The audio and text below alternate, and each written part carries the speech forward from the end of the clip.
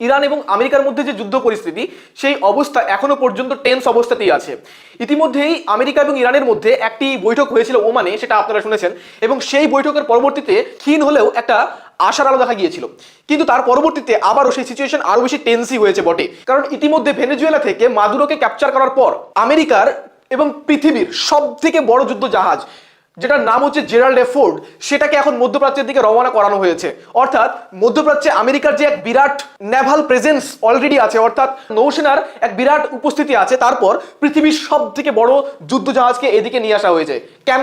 কনটেক্সটটা হচ্ছে সেকেন্ড রাউন্ডের বৈঠক, এবং সেকেন্ড রাউন্ডের যে বৈঠক সেটা ওমানে হচ্ছে না, আমরা ইতিমধ্যে জানতে পেরেছি। এবং আজকে 12:30টার সময় ডোনাল্ড ট্রাম্পের জামাতা জারেড কুশনার এবং ডোনাল্ড ট্রাম্পের almost personal diplomat Steve Witkoff, তারা এই মুহূর্তে আজকে 12:30টার সময়, দুপুর 12:30 ভারতীয় সময় পৌঁছচ্ছে সুইজারল্যান্ডে, এবং তাদের মধ্যে বৈঠক হবে। আর সেই বৈঠকের আগেই আমেরিকার এই বিরাট প্রেজেন্স, এবং ইরানও এখনো পর্যন্ত সেই বিষয় নিয়ে নিজেও যে খুব একটা নিজেকে দুর্বল ভাবছে না, নিজেকে সাবমিট করে দেবে না, নিজেকে কমপ্লিটলি আত্মসমর্পণ করবে না, বরং সেও আমেরিকার সামনে মাথা উঁচু করে থাকতে চায়, সেটা দেখানোর জন্য বা সেটা প্রমাণ করার জন্য ইতিমধ্যে স্ট্রেট অফ হরমুজে তার প্র্যাকটিস শুরু করেছে। যুদ্ধের প্র্যাকটিস বলতে পারেন, যেটাকে ভালোবাসায় ড্রিল বলা হয়।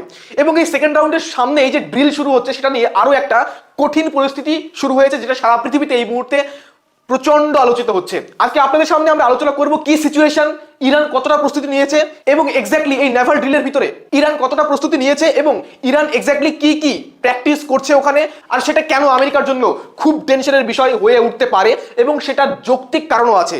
এবং তার জন্য আমেরিকা ইতিমধ্যে বেশ কিছু কথা যা তাদের সরকারিভাবে জানানো হয়েছে, সেগুলো শুনলে আপনি অনেকটা অবাক হবেন। চলুন শুরু করা যাক। প্রথম বৈঠকের পরবর্তীতে আমেরিকা চেয়েছিল যাতে ইরান আমেরিকার কাছে সম্পূর্ণ সাবমিট করে দেয়, আত্মসমর্পণ করে, চেয়েছিল যাতে ইরান নিজেদের যে পরমাণু বোমা তৈরি করার কাজ সেটা কমপ্লিটলি বন্ধ করে, এবং সেই সম্পর্কিত যতগুলো গবেষণার কাজও করে সেগুলো যেন বন্ধ করে দেওয়া হয়, এবং কখনো যাতে পরমাণু বোমা তৈরি করতে না পারে তার জন্য ইউরেনিয়াম এনরিচমেন্ট যে কাজ সেটাকে কমপ্লিটলি বন্ধ করার কথা। কিন্তু সেটা কমপ্লিটলি বন্ধ করতে ইরান রাজি হয়নি। শুধু তাই নয়, তার পরবর্তীতে বলা হয়েছিল মিসাইল তৈরি করার কাজও কমপ্লিট বন্ধ করতে হবে, অথবা অ্যাটলিস্ট একটা লিমিট টানতে হবে, অর্থাৎ এত দূর পর্যন্ত যেন ইরানের মিসাইল যেতে পারে যাতে ইসরায়েল অ্যাটাক না করা যেতে পারে। এই টাইপের বেশ কিছু পয়েন্ট সেখানে দেওয়া হয়েছিল, যেগুলো সেই সময় ইরান মানেনি। এবং আজকেও যখন বসছে, তখন ইরানের পররাষ্ট্রমন্ত্রী তার আগেই একটা টুইট করেছেন, এবং সেই টুইটে তিনি বলেছেন যে আমি যে আজকে এখানে বসতে যাচ্ছি, সেক্ষেত্রে একটা যদি ফেয়ার, দুজনের জন্য জাস্ট হবে এইরকম কোনো একটা ডিল হয়তো মানবো, কিন্তু টেবিলের উপর একটা জিনিস নেই, অর্থাৎ ওই নেগোসিয়েশনের টেবিলের উপর একটা জিনিস নেই। কি? সেটা হচ্ছে সাবমিশন বিফোর থ্রেটস। আমেরিকা যদি আমাকে থ্রেট দেওয়ার চেষ্টা করে, ইসরায়েল যদি আমাকে থ্রেট দেওয়ার চেষ্টা করে, সেই থ্রেটের সামনে মাথা নিচু হবে না। এবং তারপরে শুরু হচ্ছে এই আলোচনা। আর এটা শুধুমাত্র কথা নয়, তার প্রমাণ আমরা কাজে বা অ্যাকশনেও দেখেছি। কারণ এই বৈঠকের আগেই আমেরিকা যখন পৃথিবীর সব থেকে বড় যুদ্ধ জাহাজকে ইরানের দিকে পাঠিয়ে দিয়েছে, তখন ইরানও তার প্রত্যুত্তরে কি করেছে?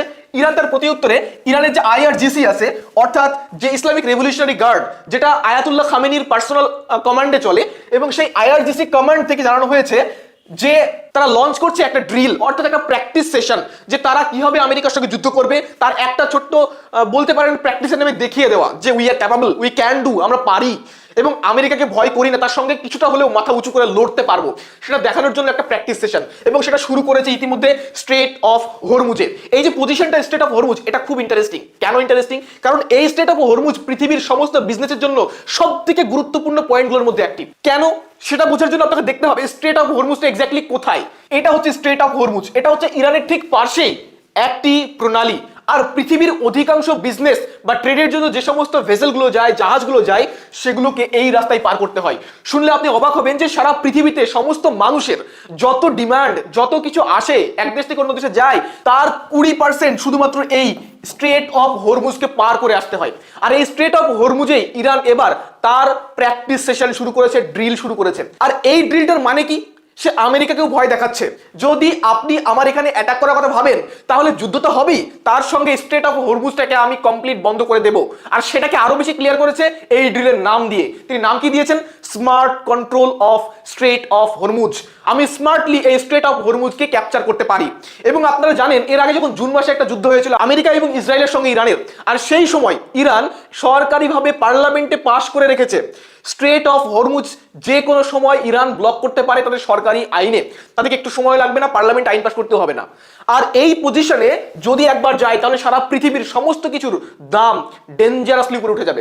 আমেরিকার জন্য ডেঞ্জার হবে, ইউরোপের জন্য ডেঞ্জার হবে, এমনকি ভারত বা চায়নার মতো দেশগুলো এই সময় যে ভয়ানক সিচুয়েশন হতে পারে তা থেকে বাঁচতে পারবে না। হতে পারে যে জিনিসটা এখন আপনি 100 টাকায় কিনছেন তার অধিকাংশ প্রোডাক্টই আপনাকে 200 টাকায় কিনতে হবে যদি এই স্ট্রেট অফ হরমুজ 10 থেকে 15 দিনের জন্য বন্ধ হয়ে যায়। আর সেটা আমেরিকার জন্য ডেঞ্জার কেন? কারণ পৃথিবীর সব থেকে বেশি জিনিস ইম্পোর্ট আমেরিকা করে, আর সেই আমেরিকাকে তার জন্য মাসুল গুনতে হবে, তেল ম্যানেজ করে নেবে, কিন্তু অন্যান্য যে মুদ্রাস্ফীতি সেটা কন্ট্রোল করতে পারবে না। সামনে 2026 সালে ডোনাল্ড ট্রাম্পের আবারও ভোট, মিড টার্ম ইলেকশনে অলরেডি মানুষ মুদ্রাস্ফীতি অর্থাৎ জিনিসপত্রের দাম অত্যন্ত বেশি এই নিয়ে অনেক আন্দোলন করছে, আর এটা বন্ধ হলে তার দাম আরো আকাশ ছোঁয়া হবে। সেটা আমেরিকার প্রেসিডেন্টের জন্য কন্ট্রোল করা ইম্পসিবল এবং তার জন্য ইলেকশনে হেরে যাওয়া নিশ্চিত হয়ে উঠবে। তাই আমেরিকাকেও ভয় আছে, আর সেটাই খামেনি এখন উইপেনের মতো ইউজ করছেন। এখন আপনাদের মনে কোশ্চেন হতে পারে যে এই প্র্যাকটিস সেশনে এক্স্যাক্টলি কি হচ্ছে। কয়েকটা কাজ আপনাকে দেখায় তাহলে আপনি আইডিয়া ক্লিয়ার হয়ে যাবেন এক্স্যাক্টলি কি ইরান ওখানে করছে। 1 নম্বর পয়েন্ট, ইরান হচ্ছে পৃথিবীর বুকে এই মুহূর্তে ড্রোনের পয়েন্টে একটা ভয়ানক শক্তি, ডেঞ্জারাস শক্তি। কতটা ডেঞ্জারাস তার আইডিয়া পেয়ে যাবেন এই রাশিয়া এবং ইউক্রেনের সঙ্গে যে যুদ্ধ হচ্ছে, ওই যুদ্ধে রাশিয়া ইউক্রেনের সঙ্গে যুদ্ধ করার জন্য একটা ড্রোনের ইউজ করতে হয়, আর সেই ড্রোনকে সাপ্লাই দেয় ইরান দেয়। সেটা কোন ধরনের ড্রোন?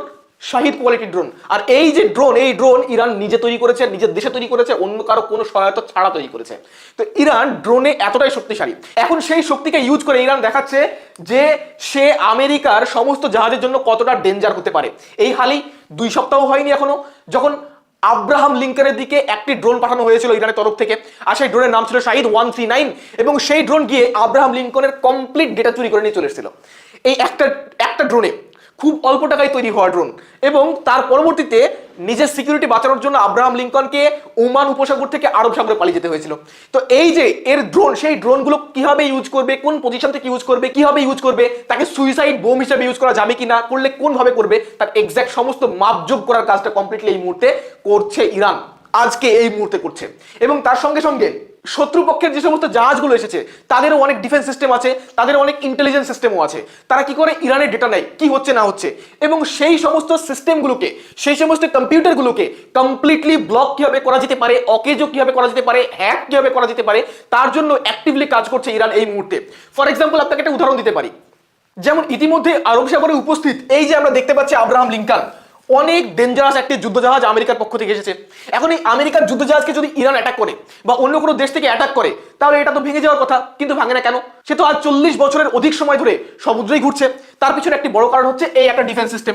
এটা হচ্ছে E2D অ্যাডভান্সড হক আই, এবং এটা কি করে সমুদ্রে জাহাজের উপরে উঠে যায় এবং তার পরবর্তীতে এর চারিদিকে নিজের এক ধরনের সিগন্যাল সেন্ড করে, চারিদিকে সিগন্যাল সেন্ড করে, এবং ওই সিগন্যাল সেন্ড করার পরবর্তীতে সেই সিগন্যালের উপরে বেস করে বুঝতে পারে যে দূর থেকে কেউ এই জাহাজে আক্রমণ করছে কিনা। যদি করে তাহলে সে সেই ইন্টেলিজেন্স খবরটা সঙ্গে সঙ্গে জাহাজে পাঠিয়ে দেয়, আর জাহাজ থেকে একটা শক্তিশালী কোনো মিসাইল বা এই ধরনের কিছু পাঠিয়ে সেই শত্রুপক্ষের যে অ্যাটাক করেছে তাকে অ্যাটাক করে দেয় এবং সেটাকে ধ্বংস করে, এবং ফলে এই জাহাজটা সেফ থেকে যায়। এই স্টাইলে চলে। এখন ইরান বর্তমানে যে ড্রিল করছে সেই ড্রিলের মাধ্যমে এখন চেষ্টা করছে ইলেকট্রনিক্যালি যদি আমেরিকার এই সমস্ত সিস্টেমগুলো যা ইরানের ডেটাকে নিয়ে নেয় সেগুলোকে জ্যাম করে দেওয়া যায়, হ্যাক করিয়ে নিয়ে যায়, এবং সেটা সাকসেসফুলি কাজও করছে এই মুহূর্তে। এবং তার সঙ্গে সঙ্গে মিসাইল যে অ্যাটাক করবে এক্স্যাক্টলি যে জায়গায় অ্যাটাক করতে চায় সেই জায়গায় যাতে অ্যাটাক করা যায় তার জন্য যে ট্রেনিং সেটার কাজ এই মুহূর্তে করছে। এবং তার সঙ্গে সঙ্গে আমেরিকার যে সমস্ত ভেসেলগুলো থাকবে, ডেস্ট্রয়ারগুলো থাকবে, অর্থাৎ যারা থ্রু আউট প্রোডাকশন দিয়ে মিসাইলের নিয়ে আসতে সঙ্গে কিংবা ইরানের তরফ থেকে যে সমস্ত মিসাইল আসবে সেগুলোকে ধ্বংস করার কাজ করবে, সেই সমস্ত ছোট আকারের যে ভেসেল সেগুলোকে কিভাবে ক্যাপচার করা যায় তারও কাজ করছে এই মুহূর্তে প্র্যাকটিসের মধ্যে ইরান, যেটা আমেরিকার জন্য একটা টেনশন, এতে কোনো সন্দেহ নেই। আর আমি যে বারবার বলছি আমেরিকার জন্য টেনশন, এটা শুধুমাত্র হাওয়াই কথা নয়, তার পিছনে উপযুক্ত কারণও আছে, যেটা আপনাকে আগেই বলেছি, আপনি অবাক হবেন। আজ থেকে 7 দিন আগে আমেরিকার সরকারের পক্ষ থেকে একটা অ্যানাউন্সমেন্ট করা হয়েছিল আমেরিকার পণ্যবাহী জাহাজগুলোর জন্য, এবং তাদেরকে বলা হয়েছিল যে তোমরা ইরানের টেরিটরি থেকে যতটা পারা যায় দূরে অবস্থান করো। আর সেই খবর পৃথিবীর সব জায়গায় ছাপা হয়েছিল, যেমন দ্য হিল চেপেছিল এবং তারা লিখেছিল Trump's administration warns US vessel to stay away from Iran territorial waters. অর্থাৎ ইরানের যে টেরিটরি শুধুমাত্র ভূমি নয়, ল্যান্ড নয়, এমনকি সমুদ্রেও যতদূর পর্যন্ত ইরানের টেরিটরি ততটা থেকেও অনেকটা দূরে যেন অবস্থান করে ইউএস এর ভেসেলগুলো। কারণ তাদের ভয় ছিল ইরান যদি কিছু করে দেয়, আর সেটা অফিসিয়ালি পাবলিকলি অ্যানাউন্স করতেও বাধ্য হয়েছিল অনেকটাই আমেরিকা। তো এই দিক থেকে একটা বিষয় বলতেই পারি যে আমরা বলছি না যে ইরানের সঙ্গে আমেরিকা যুদ্ধ যদি হয় তাহলে ইরান আমেরিকাকে ধ্বংস করে দেবে, না, কিন্তু এনাফ ক্ষতি করতে পারে। অলরেডি আমেরিকা এবং চীনের মধ্যে যে সিচুয়েশন, যে কঠিন অবস্থা, সেক্ষেত্রে কিন্তু আমেরিকার জন্য অন্যতম বড় টেনশন চীন। কিছুদিন আগে এপস্টিন ফাইলে ডেটা বের হয়েছিল এবং সেখানেও অ্যাটলিস্ট 10,000 বার আলোচনা হয়েছে চীনকে কিভাবে থামানো যায় তাই নিয়ে। তো এই টেনশন আমেরিকার আজকের নয়, লম্বা সময় ধরে এই টেনশনে আমেরিকা করছে। আর যদি এই যুদ্ধে ইরান কিছু পারে বা না পারে, ইরানের সব থেকে শক্তিশালী এমনকি অ্যান্টিশিপ কিছু মিসাইল রয়েছে আবু মাহাদির মতো, সেগুলো যদি ইউজ করে অ্যাটলিস্ট আমেরিকার কোনো একটা যুদ্ধ জাহাজকে অ্যাটাক করে দিতে পারে, তার কিছু অংশ ভেঙেও দিতে পারে, আমেরিকার মুখ সারা পৃথিবীর জন্য লজ্জার মুখে পরিণত হবে। তাই আমেরিকা ভয় আছে, শুধু তাই নয়, ডোনাল্ড ট্রাম্পের গদিও যাবে, তাই ডোনাল্ড ট্রাম্পেরও ভয় আছে। আর সেই জন্য ডোনাল্ড ট্রাম্পও চায় না সহজে ইরানের সঙ্গে যুদ্ধ করতে। আয়াতুল্লাহ খামেনি আগে থেকেই জানিয়ে দিয়েছিলেন যে তিনি যদি যুদ্ধ শুরু হয় এটাকে রিজিওনাল ওয়ারের পরিস্থিতিতে নিয়ে যাবেন, যেটা আমেরিকা বা ইসরায়েল কারোর জন্যই ভালো হবে না, কারণ ইসরায়েল ইরানের অধিকাংশ অলমোস্ট সমস্ত ডেঞ্জারাস মিসাইলগুলোর রেঞ্জের মধ্যেই পড়ে।